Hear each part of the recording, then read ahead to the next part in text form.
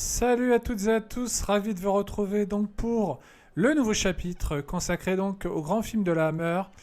Donc le studio mythique qui a créé donc bon nombre de films d'épouvante dans les années 50, 60 jusqu'aux années 70, qui existe toujours aujourd'hui, mais qui a repris, on va dire, une activité en fait occasionnelle de films d'horreur, qui n'ont plus rien à voir avec ceux qui étaient produits à l'époque, évidemment, puisque autre temps, autre façon de procéder, en tout cas en termes de, je dirais, de style de mise en scène ou de style même d'approche de l'horreur, du fantastique, de l'épouvante, du gothisme aussi, enfin du gothique, pardon.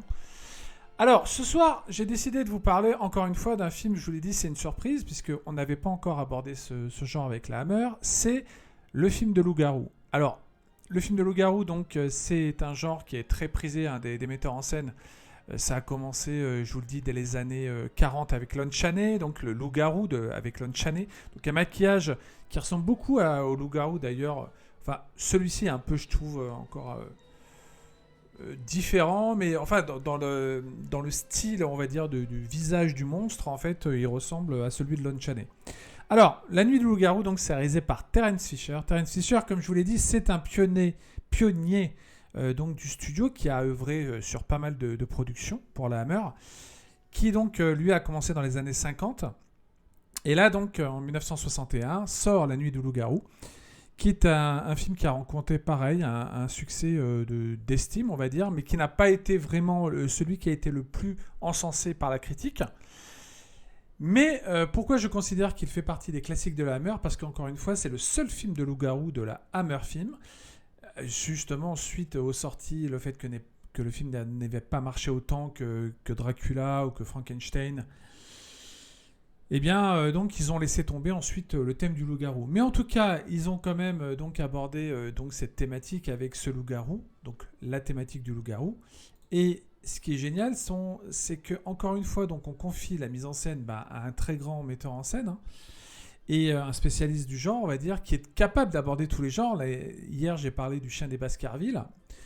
Donc, vous voyez, il est capable de vraiment changer de registre. Et c'est pour ça que aussi la confiance que le studio Hammer vouait à Terence Fisher était vraiment sans limite.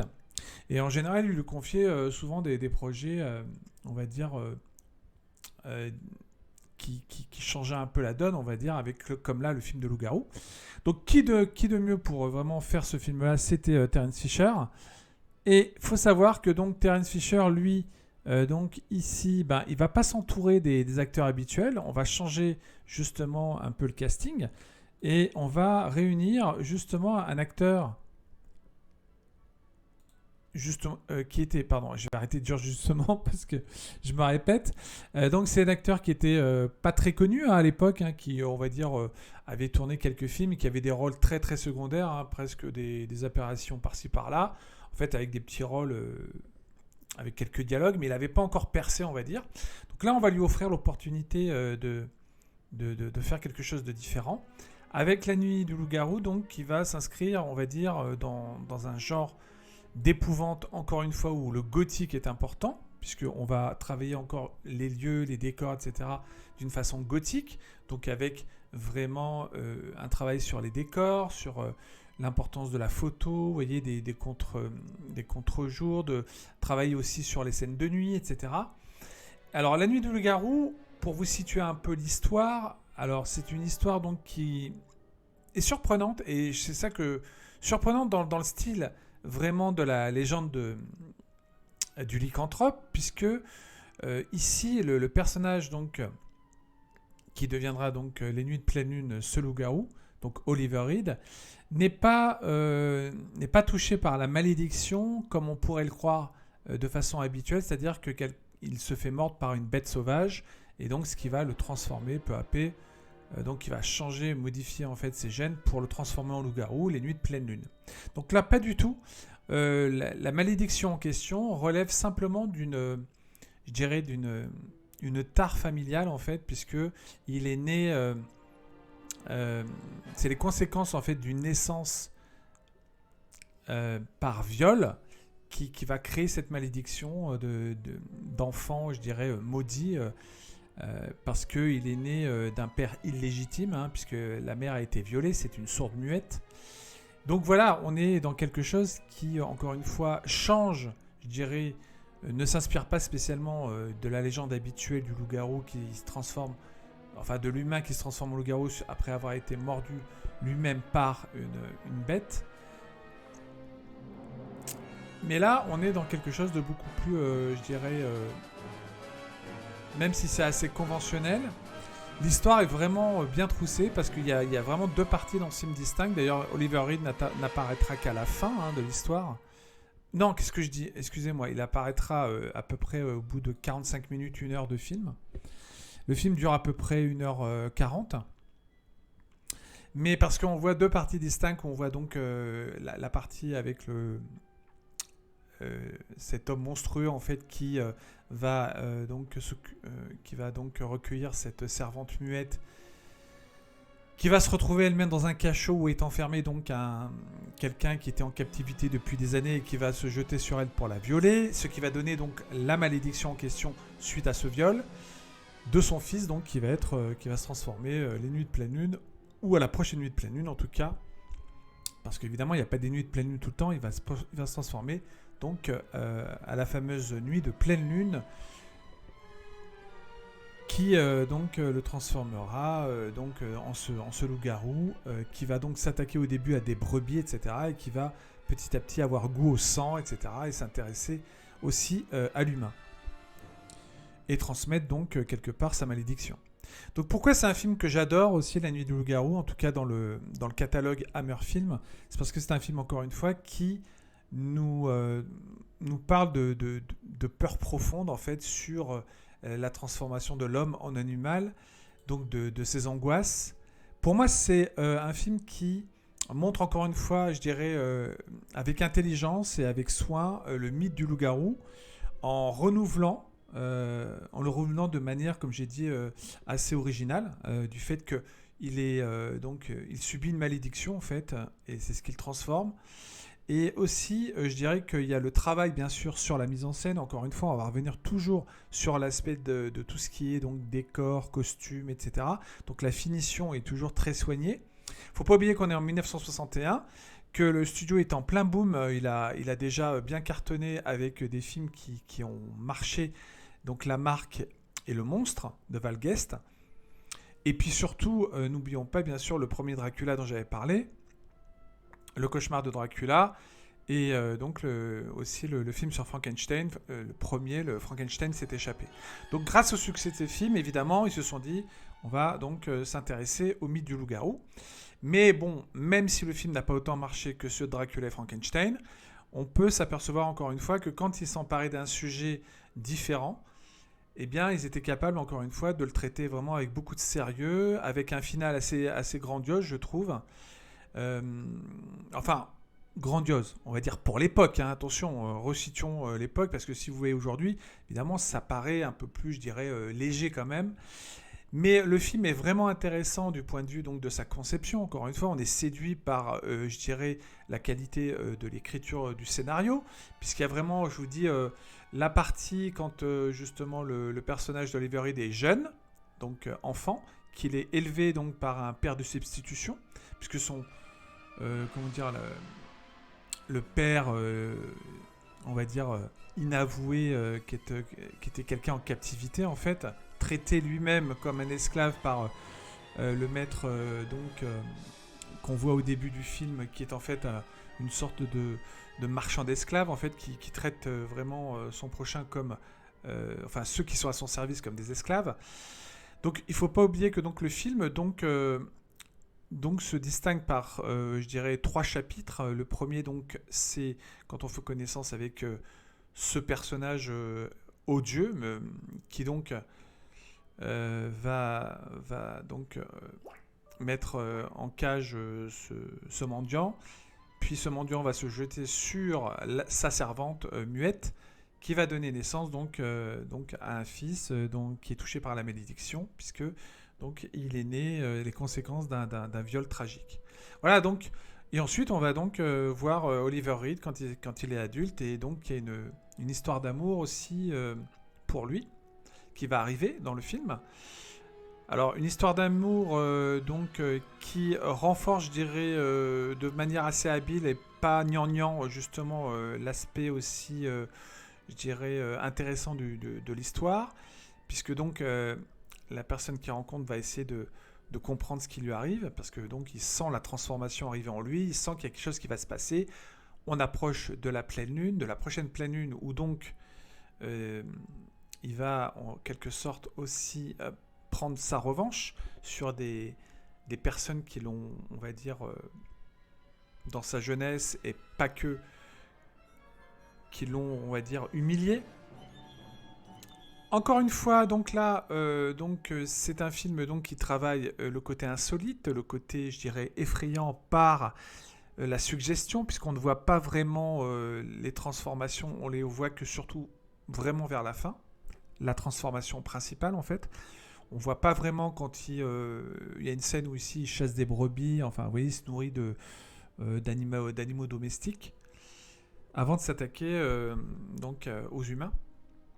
Mais il y a vraiment une partie, vraiment dans la dernière partie du film, hein, les 20 dernières minutes, où vraiment on va voir la transformation suite à la pleine lune, etc. Et voilà, donc je l'ai dit, c'est un film, encore une fois, qui a une grosse partie suggestive, et c'est bien fait. Moi je dis que c'est pas, pour moi, le plus grand film de la Hammer, c'est quand même un classique, parce que, encore une fois, je vous l'ai dit au début, c'est un film qui aborde le thème du loup-garou. C'est le seul film de loup-garou qu'ils ont fait. Mais je trouve qu'il a encore une fois une facture, une démarche de la Hammer de renouveler encore une fois, je veux dire, un thème qui donc était déjà très connu dans les studios américains Universal, hein, puisqu'ils ont fait... d'ailleurs, je crois que c'est une coproduction Universal et Hammer, La Nuit du Loup-garou, ou distribué par Universal et produit par Hammer. Voilà, donc c'est... Pour l'époque, je trouve que c'est une œuvre plus ou moins déroutante aussi, de par la façon de traiter en fait cette histoire, avec par exemple l'histoire d'amour qui est rendue impossible par la transformation du héros en loup-garou, et qui va se terminer donc sur une tragédie avec un fond de tyrannie autour de l'aristocratie, etc. Puisque évidemment les aristocrates sont des pourris dans ce film. On le voit dès le début avec le personnage odieux donc qui humilie donc un mendiant, et qui va le foutre au cachot comme ça juste pour le plaisir, et puis qui va ensuite martyriser sa servante. Voilà, donc ça rappelle aussi, je dirais, ça fait un contre-pied, on va dire, plutôt par rapport à des films comme La fiancée de Frankenstein, ou même le premier Frankenstein en noir et blanc avec Boris Karloff. Voilà, donc la peinture sociale aussi, il ne faut pas oublier qu'il y a un côté peinture sociale assez omniprésente. Voilà, c'est donc, ça décrit quand même, je dirais, une époque pas très sympa, en tout cas pour les personnes qui sont en fait de classe sociale moyenne, voire plus bas que ça. L'aristocratie donc est quelque chose qui domine en fait, je dirais, la société. En tout cas dans le contexte où se situe le film, évidemment. Hein. Voilà. Donc c'est vrai que Oliver Wood, par rapport au maquillage, je vais appuyer un peu sur les effets spéciaux. Le maquillage de loup-garou donc est fait par Roy Ashton. Hein. Donc comme j'ai dit, ça ressemble beaucoup le style. Hein, après il y a quand même une légère différence avec celui de Lon Chaney. En fait, c'est un loup-garou donc qui est sur ses deux pattes. Hein. Ce sont une fois transformé, en tout cas, il a donc vous le voyez sur les photos, hein, les images que je montre. Il a un aspect, on va dire, vraiment à l'ancienne, quoi, loup-garou à l'ancienne, qui donc n'est pas effrayant, ne fait pas peur, bien sûr. Hein. Vous voyez ce film aujourd'hui, vous n'avez pas du tout peur. Par contre, il y a vraiment, encore une fois, Oliver Reed l'interprète une fois maquillé, sous le maquillage, vraiment avec conviction. Il se donne à fond dans le personnage du monstre. Et voilà, et c'est pour ça que, encore une fois, c'est une pépite qui justement a un bon scénario, qui a des maquillages assez bons, je trouve, quand même, avec des bons acteurs également. J'ai pas parlé des autres acteurs hein, qu'il y a dans la distribution, mais il y a quand même une belle distribution avec Clifford Evans, avec celle qui joue donc la muette Yvonne Romain. Vous avez aussi Catherine Feller hein, qui joue celle dont le personnage d'Oliver Reed va tomber amoureux. Vous avez Anthony Dawson dans celui du rôle du marquis Siniestro, qui lui est plutôt, on va dire, un salopard d'aristocrate dans le film. Voilà, vous avez Desmond Llewellyn hein, qui jouait le futur Q dans les James Bond, qui joue ici un domestique. Voilà, vous aviez donc... et puis surtout, vous avez à la réalisation, encore une fois, Terence Fisher, hein, spécialiste du genre, qui lui donc sera dans les projets les plus... les projets majeurs de la firme. Et on peut dire qu'encore une fois, il s'en sort avec les honneurs. Le film, voilà, il est ce qu'il est. Je dirais que malheureusement, peut-être que c'est dommage qu'il n'y ait pas eu un autre film de loup-garou fait par la Hammer. Mais vu ce qu'il y a eu comme... par la suite, au niveau des films abordant justement le lycanthrope, il y a eu énormément de films autour des loups-garous. Et notamment aussi début des années 70-80. Là, il va y avoir des films, bien sûr, qui vont traiter souvent de cette thématique. Peut-être plus vers la fin des années 70 avec Hurlement de Joe Dante, avec d'autres films comme Peur bleue, etc. Mais les loups-garous, donc, voilà, c'est quelque chose qui intéresse les réalisateurs à un certain moment, en tout cas à certaines décennies du cinéma. C'est un thème porteur, voilà, donc je pense aussi au Loup-garou de Londres de John Landis. Alors bien sûr, l'évolution bien sûr, du look des loups-garous a été beaucoup plus travaillée par la suite. Hein. Ils ont vraiment, une fois transformés, ils ressemblent vraiment à des loups, des hommes loups en fait, mais beaucoup plus effrayants quand même. Et puis voilà, donc c'est vrai que moi j'aime beaucoup ce film pour encore une fois son ambiance, un scénario qui justement se déroule entre flashback et donc et qui se déroule donc enfin on voit des scènes avec Oliver Wood quand il est donc adulte, puis quelques scènes de flashback. Il y a la partie donc je veux dire quand on découvre l'aristocrate du début, savoir comment il a eu sa malédiction, ensuite donc comme j'ai dit la partie où il sera enfant et puis quand il sera adulte. Et puis c'est alterné par quelques séquences de flashback aussi par rapport au cauchemar qu'il fait quand sa mère quand il connaît l'histoire par rapport à sa mère, etc. Qui elle est morte hein, juste après la naissance, hein, donc je précise. C'est pour ça qu'il n'a pas connu sa mère. Et puis voilà, il a une mère de substitution, une famille qui le recueille, hein, qui le traite bien d'ailleurs. Et puis voilà, donc, mais il est frappé par cette malédiction qui amènera donc... je dirais, le côté tragique de l'histoire. Quelques scènes de meurtre aussi qui sont assez bien réalisées, pour reparler un peu, je dirais, par rapport à ce qui se déroule un peu, je dirais, dans les scènes d'action du film. Mais comme je dis, tout est vraiment suggéré. Hein, donc voilà. C'est pour moi, encore une fois, un film que je peux considérer largement comme un classique de la Hammer, parce que comme je dis, c'est un film qui commence en plus avec un début assez malsain quand même, avec l'histoire du mendiant. D'ailleurs, le maquillage est assez réussi quand même sur le maquillage du mendiant. Voilà. Et puis après, donc le mystère du monstre, la chasse, la romance, voilà, avec une mise en scène toujours très soignée. Voilà, moi c'est pour moi encore une fois un des meilleurs films de la Hammer. Et puis, justement, comme c'est le seul film de long métrage sur le lycanthrope, je vous invite vraiment à le découvrir. C'est un film qui a des très très beaux décors, encore une fois, une finition que j'aime beaucoup au niveau de l'image. Voilà, c'est encore une fois un travail studieux de la part du studio Hammer. Donc je vous invite vraiment à découvrir ce film dès que vous pourrez, parce que ça en vaut la peine. Et voilà, et donc il faut savoir aussi que donc Terence Fisher, on le retrouvera bientôt, hein, enfin bientôt on le retrouvera encore sur Dracula par la suite, sur des films encore une fois qui n'ont rien à voir, qui concernent des invasions de créatures bizarres, étranges un peu dans l'île de l'épouvante par exemple. Mais pour dire que ce qui est génial avec ce studio, c'est que il y a toujours eu à la grande époque où ils ont enchaîné les succès, en fait, où vraiment ils étaient très populaires, hein, comme je dis, ça a duré jusqu'à fin des années 60. Après, début des années 70, comme je l'ai dit, ça commençait à se gâter, puisqu'il y a eu d'autres réalisateurs qui abordaient le fantastique, l'horrifique, l'épouvante de façon différente et qui correspondaient à un public aussi qui cherchait autre chose. Mais ils ne se sont jamais découragés et éteints vraiment.